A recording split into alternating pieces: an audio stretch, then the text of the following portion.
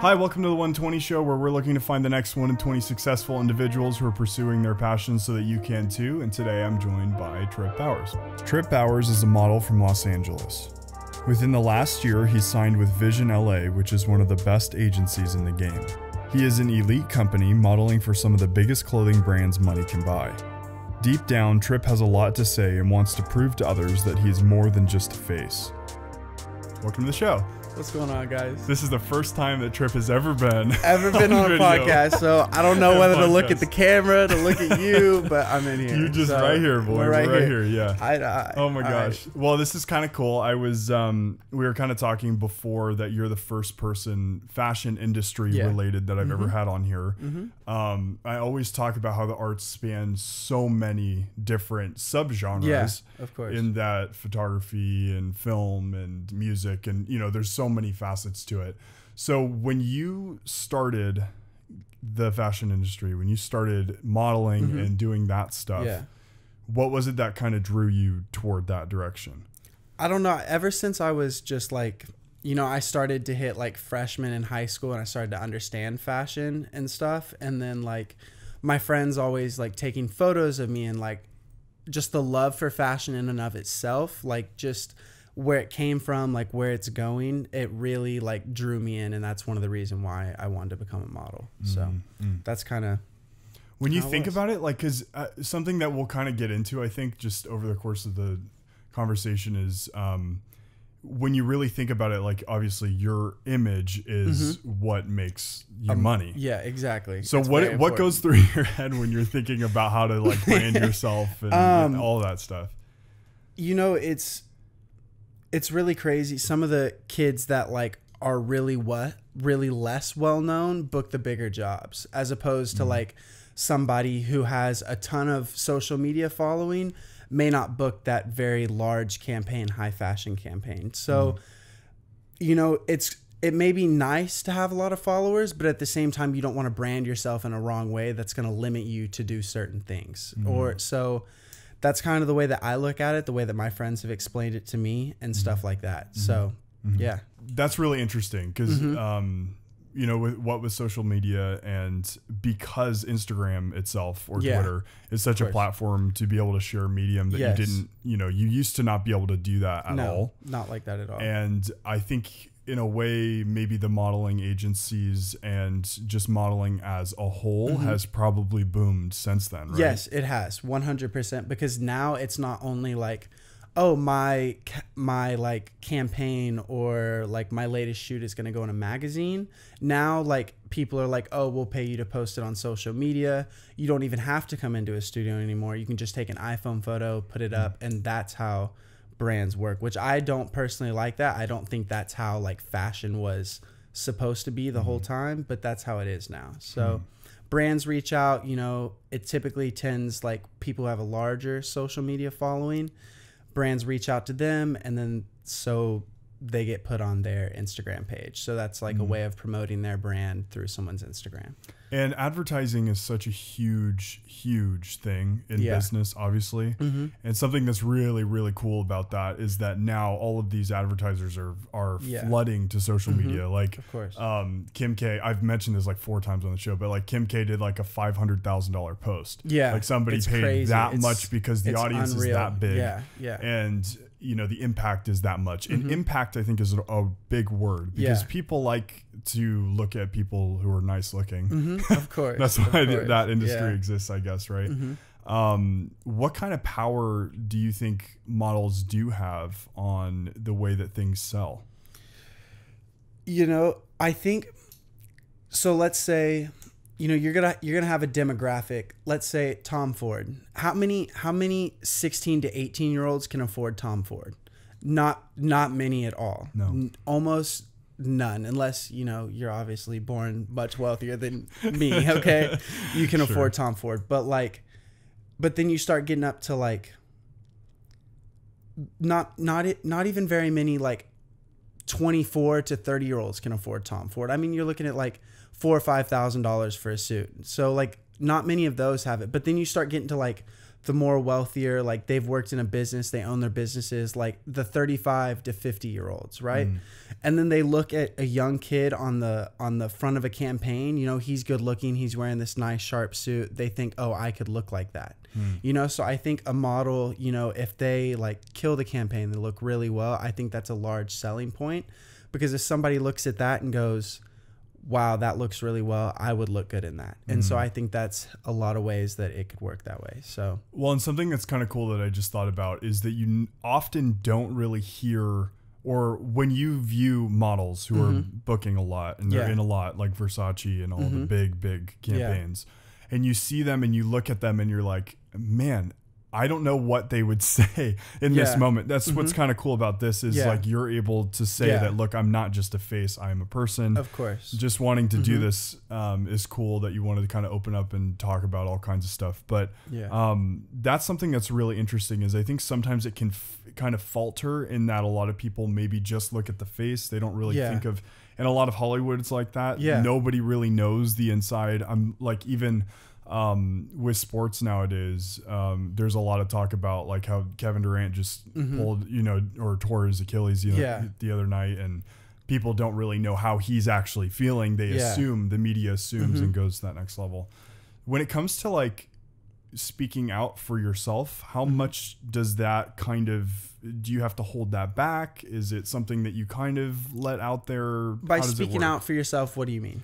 I guess just that, you know, oftentimes you can use social media as like a big platform. Course. Yeah. And I think that like, if you look now, you know, like there's a lot of, like if you go on Twitter, Instagram, you see a ton of like these models or social media influencers talking about like how the world is going not so good. And so I think that like, as more and more people talk about that, it gains a larger awareness, but it could also do really bad at the same time. Somebody could put out a thought out there that is extremely wrong, like completely contrary to anything that should be correct. And then, you know, this following, like they're like, oh, that's smart, when no, it's not at all. And then it grows and grows and grows and grows. And so I think that's some of the issues that we have. So it has, you know, it's like with, I don't know, when you have a large influence like that, like people are following you for a reason. Like it's not just because like, it may be because, oh, that's a pretty girl or that's a beautiful guy, stuff like that. But like, people look at your influence, like you have a large influence. So how do you use that? You know, do you use it in the right way or use it in the wrong way? And sometimes, more often not, a lot of people use it in the wrong way more so than the right way. Right. So. And then it ends up sometimes jeopardizing their future, which is of course. Unbelievable. Yeah. I think we've talked about that here a couple times, that the people that do have the massive scale of a digital audience that is there, but like you don't really think that one small move off the path, and that's why I think so many formulas are created to just stick to it, whether or not it's really you, right? Yes. Really interesting. And I think it's crazy that also like, and as people gain a social media following, and that's also not like what fashion is in of itself. It's not just the social media, you know what I mean? But it's like, it's such, social media has such a large influence on like the jobs you book. Like now, like they ask you, oh, like, what's your Instagram? So like they want to see the brand that you're going to promote. Like if you're going to work for us, we want to see like what you're about. So it has a big deal to do, but it's not what fashion is, if that makes sense. You understand? So, yeah, I do. I get it, because I'm sure that there's a side of fashion that you wish was probably more promoted, like you even mentioned, like there's so much high fashion that gets like brought into the mainstream that maybe a lot of people don't really understand other, you know, outside of social media. Let's go back to talking about kind of the silent model type thing. Like for you as a model, how do you try to become or show power through poses, and like how do you try to create emotion for people who see what you do? Do you think about it, or is it just kind of a, you know, I think it really comes down to confidence, to be 100% honest. If you looked at a picture of somebody who has never shot before a day in their life, and you look at a picture of them 6 months after they've been shooting like weekly, you would see a huge difference. I know a difference for me. My first ever test shoot was in London, and then I just did an editorial like a week ago, and looking at the picture difference, it's absolutely crazy. You see like a kid who's super nervous, like I've never shot before with anybody other than like Christina, who you know. And then you go to like an editorial, you know, guy flies out from Oregon to shoot this editorial, and it's just it almost looks like two completely different people. It's really so crazy. It's just 100% in my opinion confidence. Yeah. And so I think that's because who wants to see a kid who's timid in a picture? You want to see a guy who's confident, like strong, sexy, like that type of stuff. Totally. So I think that's what, like, when high fashion people, they book somebody and they start looking through their book, they're like, well, how confident is this kid? How does he fit my brand? So forth and so on. So that's interesting. Confidence is key, I think, with anything 100%. in the arts. Of course. And that goes with determination, which feeds from, do you believe in yourself and what you're doing? Yeah, of course. How, you know, often, like, I think about it, I get so nervous before everything I do, any type of job I do now. And I hate that. Like, I hate that I get nervous, but I know that at one point you just have to muscle through it, right? Yeah, and go of for course. it. But I think also, like, as models, at least, if you get booked on a job, you're booked because they like how you look. So like they're booking you because they like the way that you look and you're going to fit their brand. And they've already casted you. They see what you can do. So like just go in there, be yourself, be confident. That's the way I look at it whenever I book a job. So I don't know how that is for like film creators and stuff, but I know me as a model, that is how that, like, if I book a job, I know that they like me because of how I look and the way that I like take pictures. So I just know that that's what they're going to want whenever I go in there. So that's crazy. It's so cool that there's like a whole industry based off of that. Of just looks. taking, it's crazy. It's weird. It's so odd. It's pretty amazing. I think it's one of the coolest things that exists in the arts or in, I think just in life in general, just to be able to connect, you know, like pictures say more than words. Of course, oftentimes, right? But that's totally true. I mean, just one photo of you or someone else, a different model, you can look at it for an hour and come up with 1,000 different things, emotions and feelings, and it's like paintings too. It's amazing. So how do you try, like, a little bit into your kind of your mental side? Like how do you take your stuff to the next level when it seems like kind of like a one-dimensional thing that, like, it's shoots and it's, you know, I guess with brands, right? So I mean, there's different types of modeling. Okay, like you have the high fashion editorial, you've got e-com, you know, which is just like Walmart or Target, like stuff like that. Like I'm going to go into a studio, just try on a bunch of clothes, make a bunch of different poses, right? That's obviously super easy. That's super easy. You're smiling, you're just looking nice at the camera. But when you get to the editorial and stuff, you have to do, it's a unique thing. So like, how can I make this photo look different than anything else that's ever been taken? Like, how do I make this photo unique to myself? You know what I mean? So that's the way whenever I look at, you know, certain jobs, like, how am I going to make this different? How am I going to make this unique? You understand what I mean? I guess that totally way. Yes, yeah. I totally do. And that's kind of interesting to think about, like the prep that has to go into every shoot. I guess it's a lot like acting in a sense that you have to mentally prepare. You have to tell a story through what you're doing. Yeah. I mean, I'm even thinking, like, if I ever go out and shoot with a model or whatever, how, like, you yourself have to create some sort of a narrative, even though it's just real life. It's like the whole business of make believe. It's crazy. It's really crazy. So when you're kind of like, when you're looking toward the future, and like, I would always think that, like, with something like this, how do you make it sustainable throughout time? Like, obviously you have like people like Marilyn Monroe, who obviously I get old and ugly at some point, you know, you can just say it, you know, I'm probably not going to be pretty at 45. Okay. So well, I'm just, I wasn't going to come out. No, I know what you mean. But like, none of us stay beautiful forever. Right. Yeah. I mean, maybe sometimes our souls, but if you look, I mean, I have seen guys walk runways who are 55. You know, they've got beautiful, like, gray hair, like nice beards. They're all trimmed up.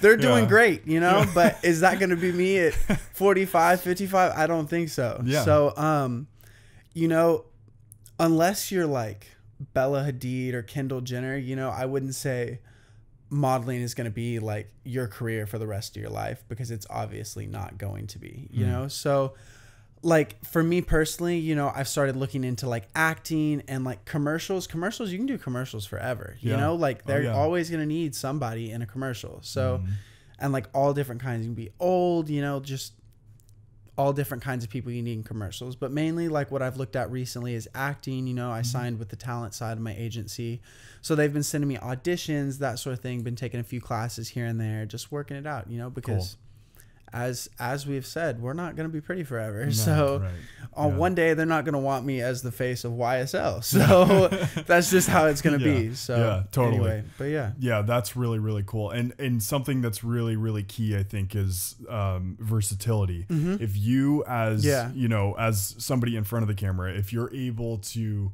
say, I'm going to take this, if it builds my brand and it makes me better as a person, of course. Oh my gosh, then why wouldn't you take it? Like I'm sure with acting, that's something you want to do. Yeah. In the future. Acting, you know, I'm just really looking forward to like pursuing it more, because, you know, it's always something I've been interested in, because I've been in like plays when I was younger as like a younger child. And then, you know, things as a younger, started playing baseball, and then modeling happened, just stuff bounces from here to here to here. But I'm really looking forward to, you know, getting back into acting kind of, and acting also helps you know yourself better. If I know you produce plays and stuff, I know your brother Travis is in plays, so he can definitely understand where I'm coming from on that. Totally. So, oh my gosh. Yeah. I mean, totally. Let's talk about sports, ironically, because I know that sports were a big part of your life growing up. It was a big part of my life. Yes. Same for me. I mean, I think a lot of guys kind of get thrown into that. They're like, Dad, here's a ball, son. Like, go do something with it. Stuff like that. Yeah. And, you know, you grow up playing throughout junior high school, whatever. How do you see that your sports training like went into who you are today / where you're at now with modeling and whatnot? I would say the discipline, like discipline. I mean, I know this is very cliche to say as a model, but you know, like there's certain things, like the reason we work out, we take care of our bodies. You know, I know this sounds weird, but like girls go get their nails done because they have to get it done for work. We have to go get facials, stuff like that, you know, but like, this is like what we make money off of. We have to take care of this. And, you know, I don't always get to go eat the Costco extra large pizza, you know, I have to, you know, you got to cut certain things out here and there. And I think that does take discipline, because like for me personally, it's not the going to the gym that's an issue, because I've gone ever since I was a young kid in high school. But like I love food, and you know, you can't always go eat the 3 Cinnabon or a bunch of pizza. You know, sometimes you got to cut back, do salad, stuff like that. So mainly just discipline. I think that's what I got. You know, my coach was really hard on me about discipline, and I just think that discipline goes into a lot of you play baseball. What we have to do. Right? Yes, I play baseball. Yeah. So that's really cool. And I think discipline is something that maybe a lot of us have drawn from sports that went into the arts, that kind of drive. And you mentioned having a hard coach. And I think that may have been for me the biggest, influencer on what I did next. Who if you had a bad boss on a shoot, or you just had a bad boss in general, like how do you deal with that? Like how do you still, you know, you have to go every day, you have to make money, but like how do you hunker down and like actually do the thing, you know? It's interesting. 100, in all honesty, I don't think I've ever had somebody I didn't like to work with. Like my agents are like the best people in the world. If I ever if they send me, like if a photographer wants to shoot me and I have no desire to do that, or like that's not my brand, you know, some photographers like to do more skin than others. That's not my brand. I'm not going to do that. So I can just be like, hey, Marco, this isn't what I want to do. And they're like, Tripp, we're 100% on board. We understand. That's cool. On to the next. And so that's kind of, you know, everybody's been super personable, at least that I've met in this industry that I've worked with. So I can't complain. So. Well, and that's really cool. Something we kind of chatted about a little before we started to like kind of off that a little bit, but the arts are so built around living off the highs that the big wins that you have. And Sam Elkins, who was on a while back, photographer, was talking about how you need to focus on, you know, not being successful necessarily, but like counting the little victories that take you to the next step. Of course. And your pacing and all of that stuff. And I think that's really important. Like if you don't pace yourself to what you're able to do. And do you find yourself looking at others and comparing, or are you kind of in your own lane? I feel like it's inevitable. You're obviously going to look at people doing like the bigger campaigns and be like, I want to do that, or like, why don't I do that? Stuff like that. But you got to realize that they started in the same exact spot that you were in, you know? Very few people are just like walking out downtown LA and the casting director for YSL or Gucci is like, you're going to be in the next campaign. That almost never happens. You know, I've heard of like 1 or 2 people, but like even my friend, he talked to me, you know, he moved to LA from Texas 4 years ago, and he said it took him 3.5 years to get where he was successful enough to do that as a living. So, you know, because he started where I was at, you know, and it took him 3 years to get where he is at today. And for me to be able to pay rent after moving to LA in under 8 months, that's amazing to me, you know, and just, he was very kind to me. He was one of the first people I met in LA, and he was like, Tripp, I want you to know, because I was struggling when I first moved to LA, you know, wasn't booking very much. I just wasn't doing very well. You know, I was like, should I even be a model? You know, so forth, so on. And then stuff just kind of, you know, it started turning, instead of like 1 job every 2 months, it was like, oh, now you have 2 jobs. Now you have 3 jobs. Now you have 4 jobs a month, you know? And so it's just really like worked out. It's just, you know, he just sat me down and was like, it's not going to be like this forever. We all started somewhere. Just wait. And I was like, okay. I take that advice. And so I just took his advice. As frustrating as it can be in those down times, you know, just remember that those people started from somewhere at the same place that you're starting at. And so since I only started modeling like 6 months ago, you know, it gives me a lot of encouragement to know that, you know, I'm going down the same paths as my friends and people who are successful today. Totally. So that's really awesome. I think too, that hard work, like you were mentioning, hard work trumps talent oftentimes.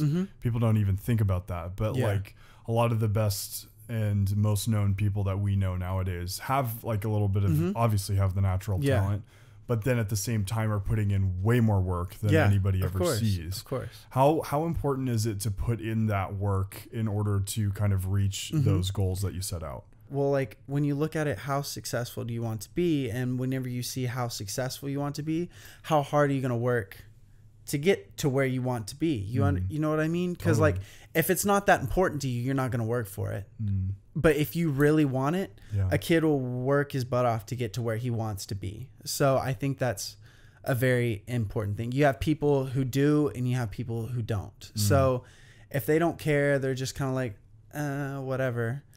You know, they're never going to go anywhere. But you have a kid who's like, I want to get to this point, and I'm going to do like whatever it takes. I'm going to work out. I'm going to lose weight. I'm going to do the right thing. And he gets to that point. That's somebody who, you know, he worked to get where he wanted to be, you know? Totally. And so, yeah, I just think, you know, it's just important. If you really want something, you're going to work to get there. If you don't want it, then you don't. It's just not going to, it's not going to happen. I think the toughest thing to think about is like, there is no magic formula, as cliche as that is, obviously, but like they're really in the arts. There's really no way to make it to Hollywood. Like there's no like follow these steps and you get there. No. I mean, sometimes maybe a little bit, but I mean, you put it in yourself. I think it's hard to say that for modeling, you know, if you're a pretty face and like, you know, you start getting more confident, you start to shoot really well, you know, I think you would start to build your book, and as clients look through the website or stuff, they think, oh, she's very pretty. She obviously takes photos well. I want to book her for the job, you know? But yeah, I just think I'm so sorry I lost track. Can you just like come at me with that question? I was like, I had something important to say. It was so good. Oh my goodness. Well, I was where was I going with that? Well, I guess just like plotting, you know, like we were talking, there's no way to really plot your course. Like there's no actual way to follow that is like follow these steps to be successful. Like you have to find it. It's obviously to an extent it's working hard, and you know, like in the modeling industry, obviously, if you don't have the look, you're not going to be successful.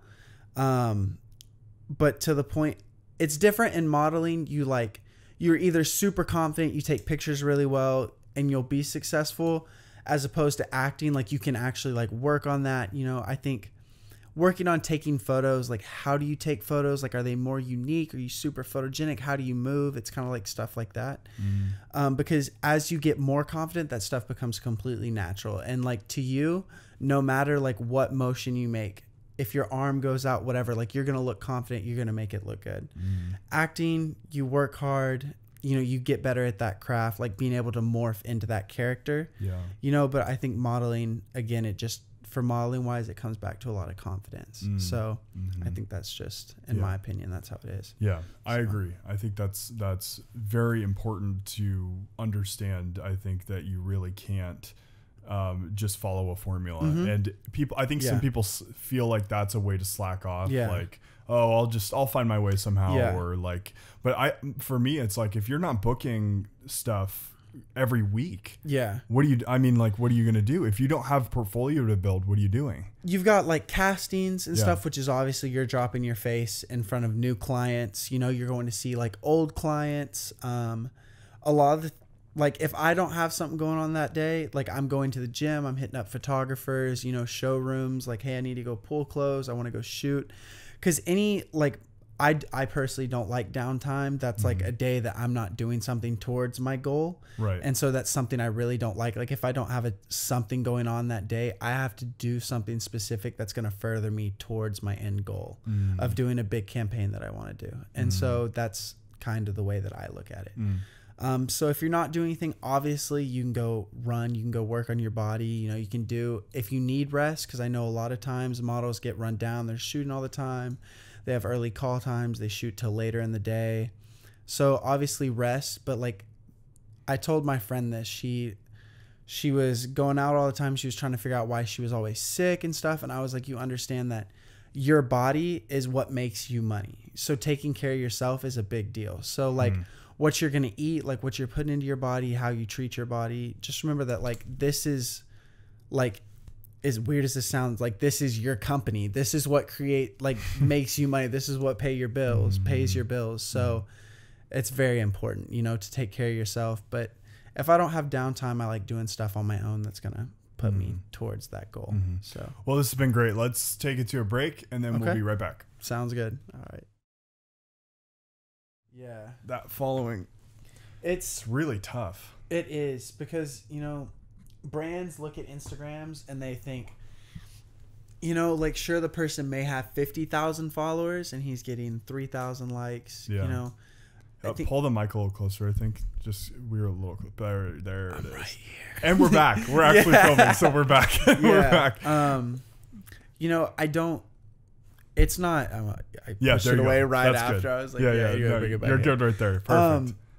I know we were talking, like, on the break, we were talking about social media. I don't look at social media as a super important thing in my life, which unfortunately sucks because brands care about it. You know, brands do to some extent care about it, which kind of is annoying in a way, because, like, I don't have like some crazy huge following. You know, it's larger than some, but it's still, in the grand scheme of things, is very small. Yeah, of course. 20,000 is great. And I love every 20,000 of them. Okay, so every single one of the 20,000. All of you guys.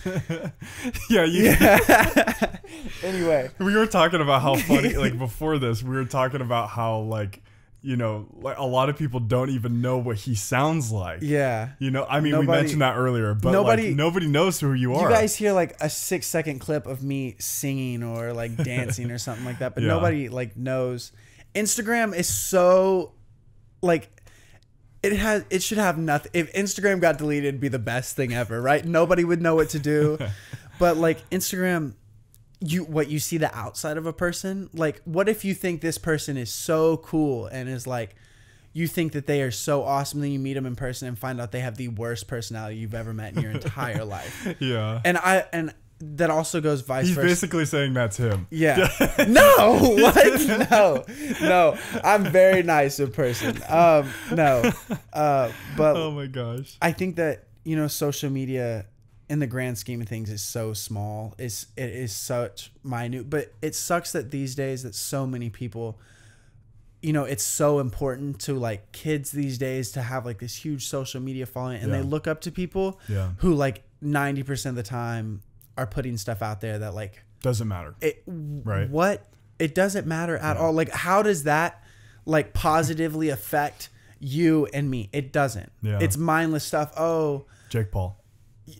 I'm not gonna diss him on the thing, okay? Like, but yes, like, who wants to go see like what is the point? And of course, he got dragged for all that he's done. But I don't care. We're not getting. He can into do politics. anything. That is his brand. It's cool. He makes money off of it. That's awesome. But like, there's no point in a 12-year-old boy or girl watching that. Like, what is the point in that? You know what I mean? Like, nobody has like. Why would you want to watch mindless videos for hours on the day when you can go read a book or go like listen to like this, you know, or like listen just to something that's like you can learn from. Just something that you can learn from. Like, you go on there, what are you going to learn from like one of these like vloggers videos? You're not going to learn anything. So I think that it's important that like what you put in front of yourself it's just super important about what you put in front of yourself, what you're going to take in, because I think what you're going to take in, you're going to put back out. Yes. So if you're taking in mindless stuff, you're going to put out mindless stuff. If you're taking in like very just like intellectual things, like you want to learn something, you know, like even like learning how to do stuff around the house, you know, that's going to help you later on in life. Absolutely. Watching somebody drift their car around in circles is going to do nothing for you. So or crash it. Exactly. So I think that that's very important. What you put in is extremely important. Right. So. Well, and if you haven't figured it out, we've known each other for a while now. So we're familiar. This is not the first time we've met, but I appreciate you for that. The fact that you want to bring awareness to that, of course, because I think to a lot of people on the outside looking in at some of these like people like you, models and stuff, probably don't think that there's a lot there. They probably just think it's a face, right? Yeah. And we talked about that earlier. Of course. And I mean, in the beginning of like me like figuring out what Instagram was, you know, like I wanted to be this huge influencer with like a bunch of subscribers, and I put mindless stuff on YouTube and Instagram. But like when you like start to get older and your priorities change, you understand that none of that matters. None of that matters. Like what are you going to put out there? Like what you put out there is so like huge. Like you are affecting every person that sees that. Right. So like if you put something out there, like I think social media just should like literally, I think it should all go away. And that would, some people would die and not I can't believe that you're like, you are saying but I think that it should go sure. away. And I agree. And I just think it affects so much. And I just think it has such a negative influence on like the younger generation, and like especially my generation, that looks at this and they think, oh, that's cool. When in fact it is not cool. That is like the least amount of coolness that you could ever like expect. That is not. And you're talking about like you've mentioned it, the mindless content creation. Yes, exactly. Right. Not like, what you're doing. Mindless content, like on YouTube. Like, and I mean, I think, I'm not going to lie, I do love some vloggers. You know, I think that their content is funny. Some people have cool lives. Exactly. And you know, sometimes I don't watch it all the time like some of these kids do, but the majority of what is on the internet does not influence anybody positively whatsoever. And so I think, you know, the internet has such a huge influence. I think it should be used for way more than what it's used for today. And that's what we're doing today, right? Of course. The whole thing is, every time I am lucky enough to get somebody in that seat, I'm always thinking like, man, these people could have a force for this kind of movement. And I mentioned this to you before we started. Geez, we're both tired and oh my gosh. It's 10:30 at so night. hot. It's been today. A long day. It was 100 it's degrees. It's like 95 in here. Just sweating everywhere. But feel fortunate every time I have somebody on the show because I know that they want this. Of course. They want to see this good content come back. Yeah. The stuff that needs you to think, the stuff that challenges you to push yourself forward, because we've already mentioned it. What else are you going to do if you don't have that in your life? Exactly. If I didn't have that and I thought, you know, if my whole life was just watching YouTube, my whole life, if I didn't know how to do anything, I would be really like frustrated with myself the whole time. Yeah, of course. But that is really, it's a really good point that you brought up. And I think it's so good that we're able to connect on that, and that every time I'm able to connect with somebody like that. So you guys should watch all of the other ones that all are like this. But there should be a resurgence. And I think it's totally true. It's like a revolution almost. Yeah. I think also that social media, it puts a false image in younger kids' heads, you know, like they see this person like traveling the world. They don't see what it took for the person to get there. You understand what I mean? And I think it creates a false reality in young kids' minds of what life is actually like. And so, you know, you can come like firsthand from me. Life is hard. Living in LA is a struggle. Might be the it's hardest thing to do. It is 100%. And like definitely trying to live in like one of the most expensive cities, like I remember at one point I was working 2 jobs and like trying to pursue modeling. Like I'm trying to get to casting, shoots, all this stuff. And you have to do that in the beginning till you get to where, well, this is self-sustaining for a little bit, and then I'm going to work my way up to where I want to be. You know what I mean? So social media could just be used for so much better than it is currently used for.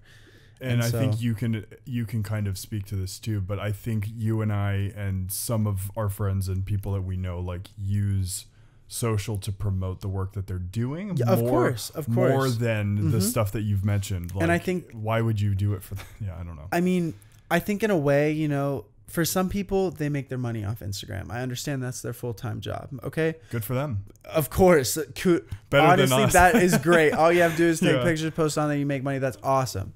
Yeah. But not every kid is going to be able to live like that. No, but not 19 out of 20 kids aren't going to be able to live like that. You know what I mean? So I just think that, you know, social media, I know I've said this probably 7 times already. It could just influence people so much better than how it influences people now. And so I think that is one of the biggest issues that I have with social media. Yep. And that was one of the things that, like, at the time when I was growing up, when I was younger, social media wasn't a thing when I was like 8, 9, you know, but like TV was a big thing then, you know? And so my dad cut off cable. He was like, you have much better things to influence your mind on than watching this mindless thing all day long. He was like, go outside. There is the world. There is so much better to see than what is on this TV. And I think that, you know, kids flip through their phone all day. You know, they just lay in bed, flipping through Instagram, Twitter, whatever, so they can see the next like funniest meme or funniest video, when in the grand scheme, the meme's not even going to be around in 6 weeks, and this video is going to get old. It makes you laugh for 2 seconds.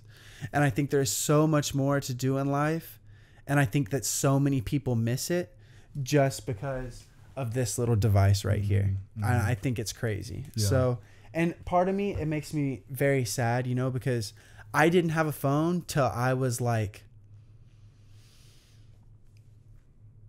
14. I would say I didn't have a phone till I was 14, which is crazy because considering kids were having phones when I was like 7, right? And like I never had that. Like I had my dad's number in my wallet and I had my mom's number, and that was it. I didn't call my friends. Like if I was at school, I would ask my mom if they could come over after, and that would be about it. And you know, but I think that phones and social media, it just takes up so much life and takes away from like what people should actually be looking at and taking notice in and caring about. And so I think that is a big downfall of social media. And a lot of serious creators and people who are trying to make things that matter. Of course, they get drowned out because people don't care about that. And that's like regardless of how much people say, like talk about, oh, like we need to stop using this and that to like help better the world. Exactly. But nobody looks at that. No. And I will scroll through tweets I just spit everywhere. I will scroll through tweets all day long about like saving the world, but nobody cares about that. They have worked their mind to only care about the stuff that is mindless and gives them satisfaction for 2 seconds. For just a few seconds, they can think, oh, that's funny, or I can send this to a friend. Yeah. And it could just be used for so much more than what it's used for now. So. Well, and I know that's awesome stuff. I wholeheartedly agree. And I know that this is something that because you kind of have some sort of you do have a following through social media. You're kind of hinting at stuff, I think, that you're trying to tell them in a way. Of course. Because that's all that I do with this is anybody that I can have an impression on through this. And like, it's awesome. A photo that I post that says almost nothing about me as a person. Like, you're going to see a cool modeling photo. You think, oh, he's a cool guy. He's nice looking. But like, as a person, you're not going to know anything about me. You're not going to know where I come from. You're not going to know what I stand for. And so I think that, it's also like one of the many issues with social media. You just see the outside. You don't see the person as a whole. Yeah. So. Yeah. And the ironic thing is that when Instagram first came out, it was supposed to be just a place for you to post photos. Yeah. And then it turned into so much more. Yeah. It's completely different. It is sad. It's like a portfolio. It should be a portfolio builder, I think. I think if anything, it's a beautiful way to let more people see your art.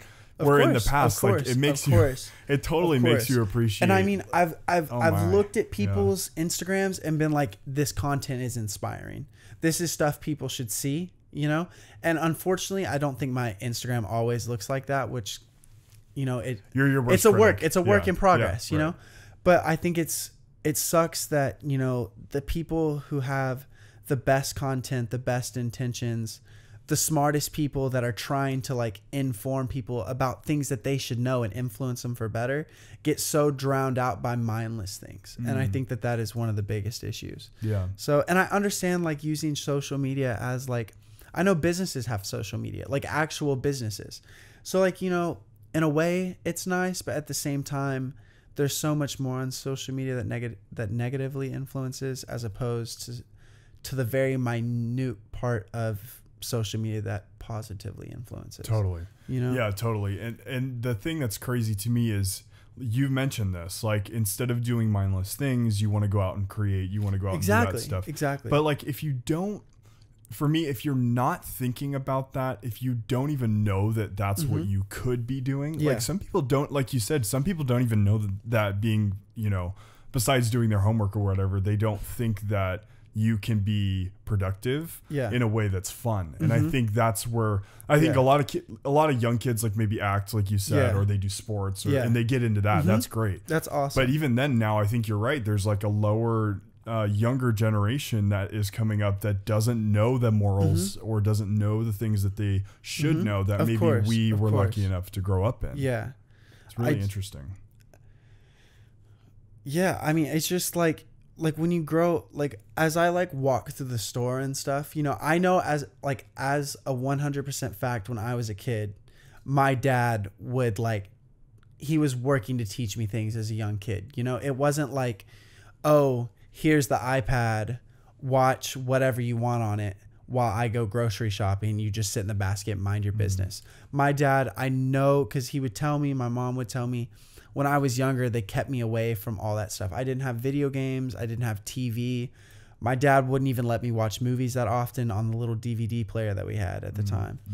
And so because he was trying to teach me things that were going to put me further in the world, And so that's part of the reason that I think, sure, as a parent, it's easier to, here's the iPad, the kid's going to sit quietly and watch it, right? They're not going to complain. But like at the same time, is that like just putting that in your child's mind, is that like that it's okay to is that even positively it's not influencing them for the better at all. If anything, it's just going to dumb down their mind. You know what I mean? I can watch something, but like when I get into school, like something that's not like, at a young age, my dad made me do things that were uncomfortable. Things that were tedious, like working outside. Like, 'cause you're from Texas. Of course. Texas. So I was working on a ranch. That hasn't been established. I was working yet. for my grandfather. But he made me do things that always made me uncomfortable, that I didn't want to do, and I think that also helps towards the discipline side of things. That's why I was such a good baseball player. Yep. That's why I always work hard at anything that I do, why I want to pursue this, why I work so hard at it to do what I want to do. Because you appreciate the things you didn't have when eventually you get them. Yes, of course. And I think that I 100% agree. I think that for parents to set limitations on the things that we do, and then grow up to realize, like, now, 21 or 18, those ages where, like, or 16 when you got your driver's license, and you had those things. Not that you could drive before you're 16. That was not what I meant to say. No, it's all good. But it's all good. But if you do think about it, like, even just a restraint, like growing up, we used to only be able to play like an hour of video games a week or something. Yeah. Growing up, and that was all we got, right? And over time, I realized that, like, the value of that, because now it's like, if I ever game, it's awesome, or if I ever watch a movie, it's great, and I have that freedom now, and I'm done. You appreciate things, but like, social media just has like it puts all the wrong things up there so much more broadly than all the right things that people should be looking at, if that makes sense. Totally. So. Totally. Yeah. Well, maybe we bring it to a landing, because I think we're both drifting off into sleep. Social media. No. It's such a hard I'm topic. a model. I don't care about social media. It's all good. Yeah. It's such a hard topic before bed. No. Yeah. Do you have anything kind of exciting in the future coming up that you can share about, or not really? Do you keep everything under wraps? If I shared it with you, I'd have to shoot you. No, I'm playing. You'd have to shoot everybody. Oh man.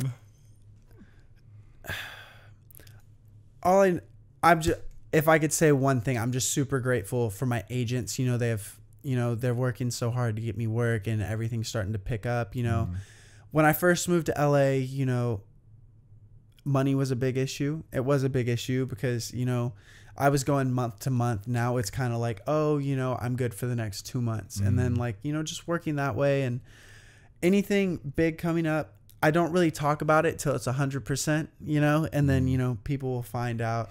But that's kind of one thing I've learned too. If you got something big coming up, just keep it to yourself until afterwards. Because I found so many times I'd be like, I remember the first time I went to a Giorgio Armani casting, that this would be like the first high fashion brand I was going to work for. And I was like, I remember calling my mom, because I was like one of the last guys up on the balcony. They were casting like 10 people for the show. And no, they were casting 8 guys, and there were 9 guys up there. And I was like, literally like, oh, I got this. Like, I can't wait to do the show. And then at the end, like, I was the last one to be let go, So bottom line, if you have something coming up, like, sure, like, you can be happy about it, like, oh, I've got the opportunity to do this. But don't, like, again, don't count your chickens before the eggs hatch. So that's very Texas important. Reference. So it is. My parents have been telling me that forever. Thing. Yeah. So great. That's great, dude. But yeah, just in regards to big things, I'm always working on something to pursue things later on in the career to get to where I want to be.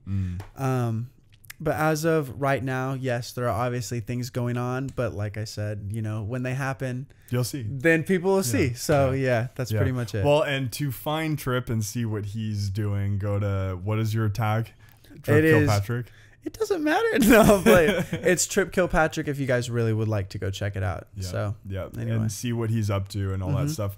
Thanks for being on. First off, after what we talked about this for like 4 months, finally get on here, but so it was a privilege. Thank you, sir. I appreciate it. Thanks for following along. Be sure to subscribe to our channel. Thanks for watching and listening. At 1 in 20 Show, I'll throw the tag up there. This is episode 4040, which is awesome.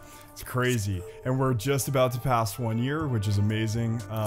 It's been a really fun experience. Thanks for following along with us and following the message of the show, which is the most important thing, I think, for everybody to keep in touch with and to think about for their artistic futures. So thanks for watching and listening, and we'll see you soon.